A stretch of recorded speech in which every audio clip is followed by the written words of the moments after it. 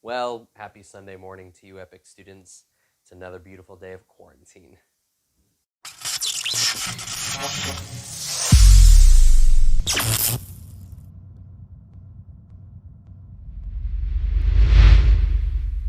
So I wanted to start off with a question for you guys. I started this on Instagram and I want to continue it. Do you prefer PC or Mac? I know for some of you guys it's a tough one. For some of you guys it isn't, because Macs are outrageously expensive. I prefer a Mac computer just because, yes, it is more expensive, but like the one that I have from 2014. I mean, it has lasted me. It is still super fast. It is still top notch. What about the big question that I asked you guys, Androids over Apples? Do you wear Abercrombie? Do you wear Hollister? Do you wear Old Navy? Do you have like a sports team that you have a preference towards? For me, it is Patriots all day long. I grew up right near Foxborough Stadium. They have been my home team. They will always be my home team. I know most of you guys are hating on me, but that is okay. Even though we don't have Brady and we don't have Gronk, it is still my team. And definitely love them over the Rams any day. Okay? How many of you have worn pajamas to any of your classes?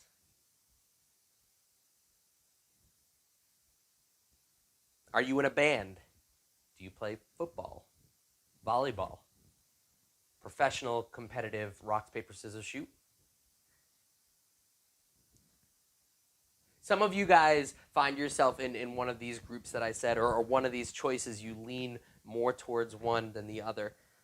Or maybe you go the opposite. You're like, I will like every other football team but the Patriots. But the point is that these are all groups that somewhere along the way I belong to, maybe you belong to. There's something unique about them, though, and that is that these groups, they all share a common item, a common theme, a common thing.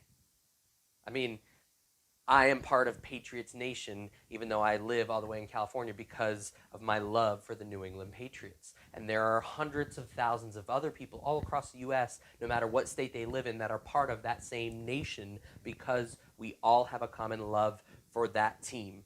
And the question I asked you guys earlier this week on Instagram, it was about iPhone or Android. And I will say 98% of you guys that responded said that you prefer iPhone better than Android. I personally am an Android person. I go Samsung Galaxy all the way. But for most of you guys, you weren't just there, and I did ask why. You didn't just put, yes, I like iPhone better. You gave me reasons. You gave me stories. There was an explanation of why. Something you experienced maybe with the product, something others experienced with the product that made you choose and love iPhone better than Android. And the truth is, you are not alone. iPhones sell, I think, way better than Androids. And there is a group that you guys have all become a part of because of your love for this product.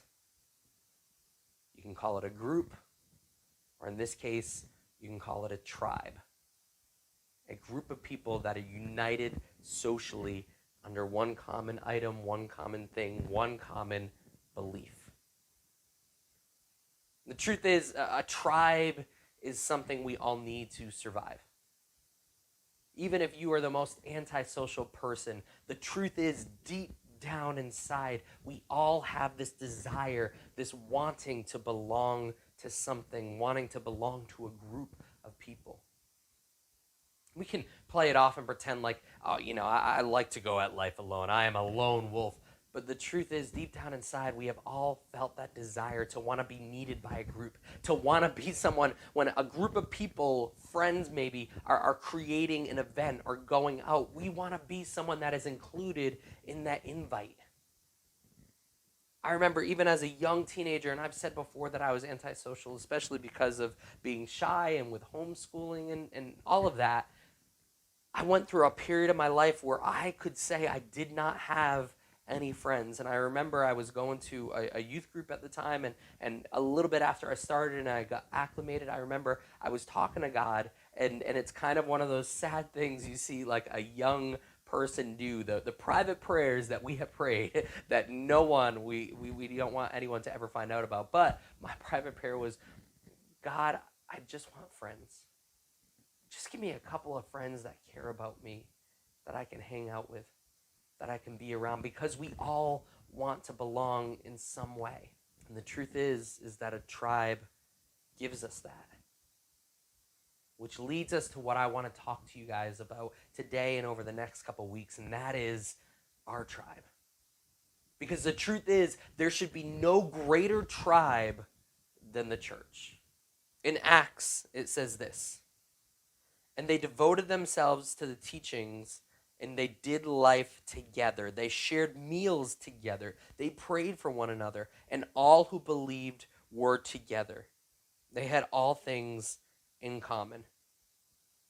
They were a community that did life together. I mean, I love it how it says it in that verse, but not only that, but they invited others in to do it together with them.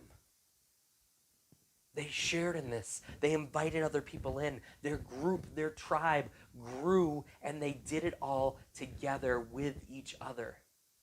Now, I know it can be messy inviting other people in. I mean, one of the biggest things I've heard sometimes when I'm like, hey, you should invite your friends out to youth group, they're like, oh, my church friends and my school friends, they don't mix. Or I've heard some people even say, hey, I love the people that I have at youth group, and I don't really want to mess that up by inviting other people in. Yeah, I know it can be messy inviting other people in or including other people into the tribe. I mean, who here has ever done a school project where you had that person that you were teamed up with and they did not pull their weight? You ended up doing all of the work. I mean, school projects were the worst. Even in college, I had them. And things do not change. Maybe some of you guys are listening to this and you're going, I am that one that does not do any of the work. I let other people get good grades for me. I hate you. I hate you. But no, even in college, we had this one project, and each person in our group, and these were a close group of friends that I had, were each given a specific role and a specific job. I did mine, a few others did theirs, and one person showed up at the last minute and said, okay, well, here you go. I added a little something to it. I want the same grade. It stinks when you have to rely on someone else to help you with that grade, or where you feel like you are carrying more weight than others. But that shouldn't keep us from inviting other people into our tribe, letting it be so loving and caring that other people want him. Because the truth is, I think sometimes if we're not careful, the church becomes more like a social club than an actual place that cares and loves and heals those that come in. We can sit there and say, but you're not accepted here. Well, we don't want you here. You don't look like us. You don't sing like us. You don't, whatever the reason is, and we push people away. Or maybe we don't vocalize it. We just never reach out to those people. We just ignore them. They come week after week, and we've never actually gone out of our way for them. When people are left out, when they're excluded, it gives this... I think this can be one of the biggest hardships of the church. One of the biggest or weakest points of the church is that there's a lot of people that'll come in and never feel accepted, never feel wanted, never feel part of the family, because what we already have, we've established. And any other people that we add to it just kind of throws everything off. And so we ignore or we push away.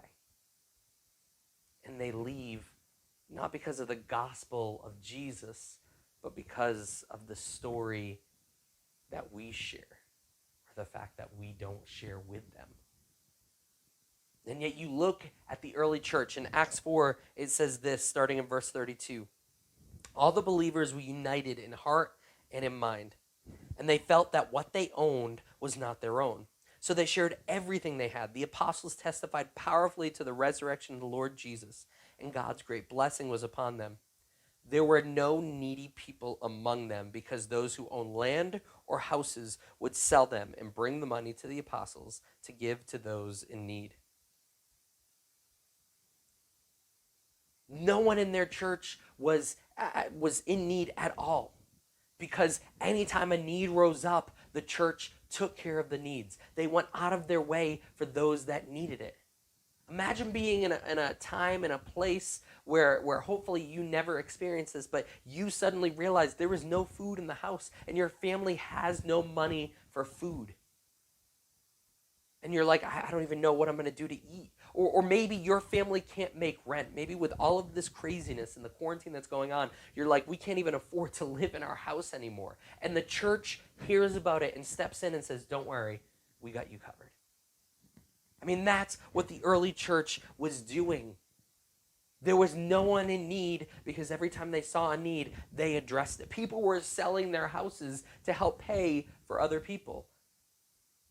I mean, how would that make you feel if you walked into a place and you're like, I just don't have, and everyone provided and cared and loved on you?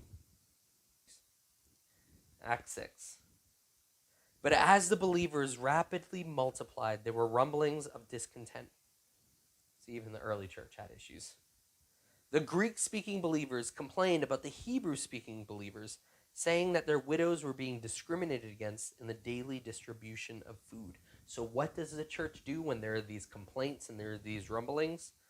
So the 12 called a meeting of all believers. They said, we apostles should spend our time teaching the word of God, not running a food program. And so brothers select 7 men who were well respected and are full of the Spirit and wisdom. We will give them this responsibility. In essence, they hear about this need. They hear about how people in their church are not being ministered to, how there's other believers that are kind of falling through the cracks. And what is their thing? They're like, okay, we are busy doing this, and so maybe we're missing them or whatever. We are going to get other people. We are going to raise up other leaders so that this falling through the cracks doesn't happen. In essence, when their church started showing issues, the early church started showing issues and people falling through and people being missed, they cared about them enough to raise up other leaders to say, we need you to cover this. We need you to watch out for these people. We need you to make sure no one is missed because they cared so deeply about each other. Have you ever felt missed? Have you ever felt neglected? The early church was so focused on taking care of their tribe. They were like, we don't want anyone to fall through the cracks. We don't want anyone to be missed. They would raise up leaders just so that people would not be missed. Wouldn't you want to be part of a tribe like that, where there is no one that is overlooked? There is no one that is less important than anyone else, but we are all cared for. We are all loved. So that brings us to the challenge today. See, these are things that our church is already doing, and a lot of other churches are already doing, which is great, but the truth of the matter is that the church will only do what the members of the tribe have a heart to do. Meaning this, it's great that our church wants to do that, but for Epicc Youth Ministry, are we wanting that? Are we caring enough about people to invite them into the tribe, to shower them in love, to shower them with kindness, to look for their needs even sometimes above our own? There's an African proverb that says this: alone, you go fast. Together, we go far. See, Hebrews talks about how our life, and especially our Christianity, is like a marathon. I've never run a marathon. Oh my goodness, no, I have not. The closest thing I got to was a 5K. And I remember I trained for this 5K. I've ran a whole lot, and we showed up, and this is after months and months and months of training, we showed up to do this 5K, and it was at Epicc Center. So you really can't beat that for a 5K. But I remember when we started, I had to run, and I had to pace myself. Because if I sprinted the whole way, I probably would have gotten a mile before I collapsed. In order to do a good job, you have to pace yourself. You can choose to go fast and try to beat everyone, but the truth is that you're going to collapse before everyone else. Or you can choose to pace yourself. I did the race with other friends. I trained with other friends to help pace myself and push myself on. If you're going to go through this life on your own, especially Christianity, I have big news for you. It is going to be hard and it is going to be tough. And the truth is, I have seen it over and over and over again where these Christians start out so strong, but they don't listen to advice from others. They don't find mentors. They don't find other Christian friends that help them through. Instead, they just stick on their own and they go at it like a lone wolf. And for the most part, you see them burn bright for about a year. And then they burn out. I've seen some cases where people do this for a few years and they're going strong and it's like they're sprinting all across the way. They're changing things, creating ministries, all that kind of stuff. But eventually it leads to burnout when you're trying to make it on your own because we weren't created to do it on our own. We were created to be part of a tribe that loves and cares for each other and is united under the story of the gospel of Jesus. We were meant to encourage each other. We were meant to care for each other, to be there for one another, and most importantly, to speak life. See, who wants to be part of a depressing group? But the early church, they were speaking the life of Jesus into people. They were going up to people on the street that were broken, that were beaten, that were lame, and they were like, hey, I don't have silver and gold, but what I have is Jesus. Let me tell you about him. And then they would pull them up and those people would walk. You don't get more life than that, taking broken things and making them whole. And that's what they were doing. They were taking the gospel of Jesus and speaking life into other people. Are we speaking life into other people? It's great if we want to accept them into our tribe, but are they going to want to be part of it if all we are is the depressing group that does nothing but just talks about some dead guy? What happens when we start praying for people and speaking life into people and start talking about our testimonies and sharing what Jesus is actively doing in our lives? It can be easy to be caught up in our own issues, to sit there and say, yeah, but this is what I have going on. Or what about me? I want the focus to be on me. If we really want to start doing this, the first thing that we got to do is we really got to start bringing the focus and the attention back on God and what God has done for you. That's why I said those testimonies, because the truth is, we're not talking about some dead guy. We're talking about God who is alive and active in each and every one of your lives. Are we embracing that? Are we saying, God, what do you have for me today? Who do you want me to speak to today? And then stepping out and sharing our story, sharing our life with them, showing how God is alive and active in us. And then the other thing is realizing that it's not all about you. I'll never forget those people that went out of their way to show me friendship, that went out of their way to share their story, their salvation experience with me. And it made me realize God is alive and I want him to be part of my life. I'll never forget those people that invited me out the first couple of times at youth group to hang out, to go watch a movie or whatever. They weren't sitting there letting the focus be on them. Think of those people that really were mentors or really effective in your life. Those friends that reached out to you. It took them stepping out and embracing you and having you be part of it that made you feel part of the tribe and part of the family. Now it's your turn. Are we sitting there saying, I get to be that person. I get to invite someone out. I get to be the one to pick them up or to include them in the chat or hang out with them or want to get together with them. It's on us to do that. Someone did it for you, which is awesome, and now you need to do it to others. Bring the joy that they brought you. Show others the life others showed you. See, in the end, we can go fast for a time. Or we can go far together. Which choice do you want to do? How do you want to run this race? God, I pray that you'd be with each and every one of these students or those that are even within the sound of my voice. And I pray that you would help us, that we would take the examples of the early church and we would take what you have called us to do, and that not only our youth ministry, but us as Christians and us as your living church would be such great representatives of you, that others would see what is happening within us and within our church, and they would want to be part of it, and that we would accept them, embrace them, and love them, and share our story and your life into theirs, Lord God, and through it we would see their lives transformed and the gospel spread even more. Maybe we've been focusing too much on ourselves or too much on our circumstances. I pray that you would help us to give the joy we received when we joined the tribe, when we joined the group. I pray if anyone is trying to do it on their own, that they would realize they're not meant to do it on their own, but they are part of a greater family that loves them, cares about them, and is praying for them. We thank you and praise you. In your name, amen.